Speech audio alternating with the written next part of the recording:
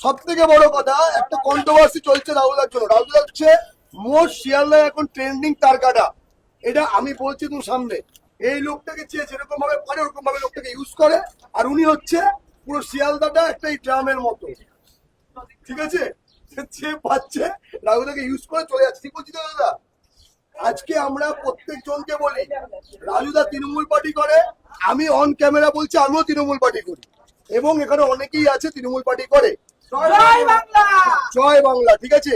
যেমন জয় বাংলা বলা আমাদের অধিকার, তেমন আমরা জয় শ্রীরামও বলতে পারি তো, কারণ আমরা হিন্দু। অনেক লোকে এই জয় শ্রীরাম না বলাতে দাদাকে নিয়ে কটাক্ষ করছে। দাদা কিন্তু কোনো পার্টিগত ব্যাপার নিয়ে জয় শ্রীরাম বলেনি।